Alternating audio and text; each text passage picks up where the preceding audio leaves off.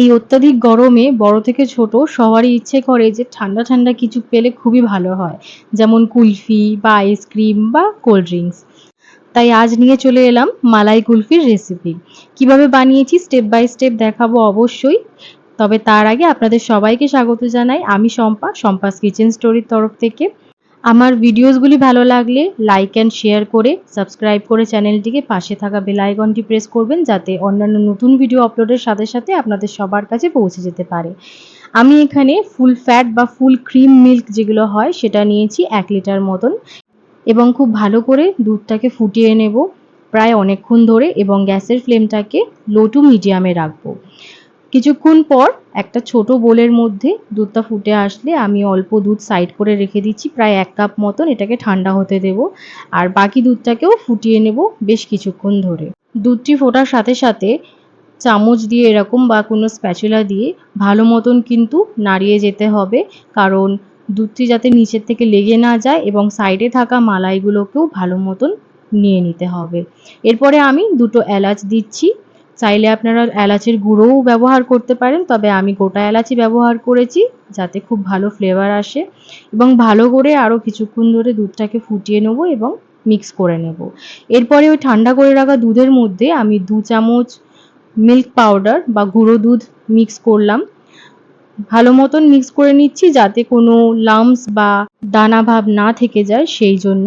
তারপরে 1 স্পুন আমি cornflour mix করছি। আমি নর্মাল স্পুন এখানে ব্যবহার করেছি, টি স্পুন বা টেবিল স্পুন নয়। এবং দুটোকেই খুব ভালো করে মিক্স করে নিচ্ছি। মনে রাখবেন যে দুধটাকে কিন্তু নর্মাল টেম্পারেচার করে তারপরেই দুটো মিক্স করতে হবে। দুধটা যদি খুব ঠান্ডা বা খুব গরম থাকে তাহলে কোনোটাই মিক্স হবে না, কারণ কর্নফ্লাওয়ার গরম দুধে মিক্স করা যায় না, আর মিল্ক পাউডার একদম ঠান্ডা দুধে মিক্স হয় না, সেই জন্য। খুব ভালো করে মিক্স করে নেওয়ার পর এখানে দুধটাও জাল হচ্ছিল বেশ কিছুক্ষণ ধরে, এবং উপর থেকে বেশ দুধের ভালো সর জমে এসছে বা মালাই যেটাই বলুন। এটাকেও খুব ভালো করে মিক্স করে নেব দুধের সাথে। গ্যাসের ফ্লেম কিন্তু অবশ্যই মিডিয়াম টু লোতেই থাকবে এখনও। এরপরে দেখুন সাইডে যে দুধের সরগুলো বা মালাইগুলো লেগে আছে ওগুলোকে খুব ভালোভাবে কাচিয়ে দুধের সাথে মিক্স করে নেব, কারণ এটাতে কিন্তু খুব ভালো টেস্ট আসবে।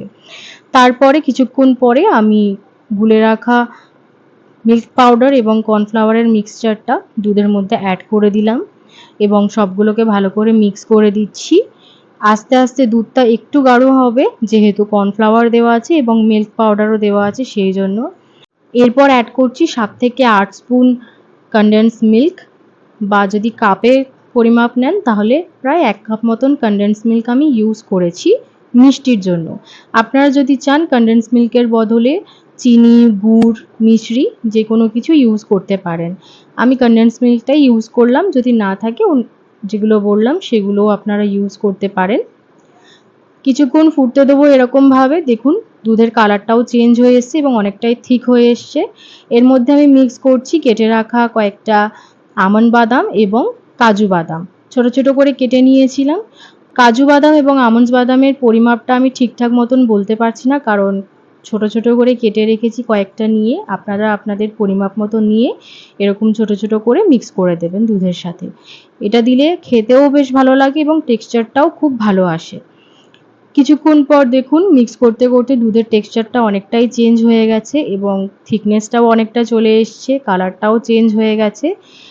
এবার নামিয়ে এটাকে কিছুক্ষণ রেখে দেবো ঠান্ডা হওয়ার জন্য। ঠান্ডা হওয়ার পর আমি ছোট ছোট করে কেটে রাখা কিশমিশ অ্যাড করছি। দুধটা ঠান্ডা হওয়ার পরেই কিন্তু কিশমিশগুলো অ্যাড করেছি, যদি গরম অবস্থায় অ্যাড করতাম তাহলে দুধটা কেটে যাওয়ার সম্ভাবনা থাকতো, সেই জন্য। খুব ভালো মতন মিক্স করে নিচ্ছি। দেখুন কনসিস্টেন্সিটা অনেকটাই থিক হয়ে এসছে ঠান্ডা হওয়ার পরে।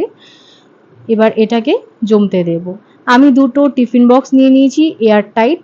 আপনারা চাইলে যে কোনো কিছুর মধ্যে কুলফিটাকে জমিয়ে নিতে পারেন, এরকম টিফিন বক্সের মধ্যে, বা ছোট ছোট কুলফি মোল্ডের মধ্যে বা আইসক্রিম মোল্ডের মধ্যেও জমিয়ে নিতে পারেন। যদি কোনো কিছুই না থাকে তাহলে নর্মাল স্টিলের গ্লাসের মধ্যেও কিন্তু জমানো যেতে পারে। তবে টিফিন বক্স নিলে সেটা কিন্তু এয়ার টাইট কন্টেনার হলে খুব বেশি ভালো হয়। এর ফলে আমি যখন ডিপ ফ্রিজে এটা ফ্রিজ হতে দেব তখন এর মধ্যে উপরে বরফ জমে যাবে না বা আইস ক্রিস্টালস জমে যাবে না। আমি এবার ঢাকনা দিয়ে 2টো টিফিন বক্সে রেখে দিচ্ছি ফ্রিজারে ফ্রিজ হওয়ার জন্য। আমি এটা হোল নাইট রেখে দেবো। আপনারা 7 থেকে 8 ঘন্টা বা তার বেশিক্ষণ রাখলে তো খুব বেশি ভালো হয়, যাতে খুব ভালো মতন এটা জমে যায় সেই জন্য। একটা টিফিন বক্স আমি বের করে দেখাচ্ছি আপনাদেরকে যে কীরকম জমেছে কুলফিটা। টিফিন বক্সটাকে আমি নর্মাল টেম্পারেচার জলের মধ্যে কিছুক্ষণ একটু ভিজিয়ে রাখবো, যাতে কুলফিটা ভেতর থেকে একটু স্মুথ হয়ে যায় এবং ছেড়ে দেয় গাটা টিফিন বক্সে, সেই জন্য। এরপরে ঢাকনাটা খুলে দেখাচ্ছি, দেখুন কতটা ভালোভাবে জমে গেছে কুলফিটা। আমি একটা ছুরি বা নাইফের সাহায্যে এটাকে বের করে নেব, হালকা করে জাস্ট ঘুরিয়ে নেব যাতে টিফিনের গাটা ছেড়ে দেয়, এবং তারপরে প্লেটে আমি এটাকে বের করে নেব। দেখে হয়তো মনে হচ্ছে যে গলে গেছে, বাট না, এটা কিন্তু এখনো শক্তই আছে। দেখুন আমি নাইফ দিয়ে এটাকে কাট করে দেখাচ্ছি, এটা কিন্তু এখনো জমে আছে।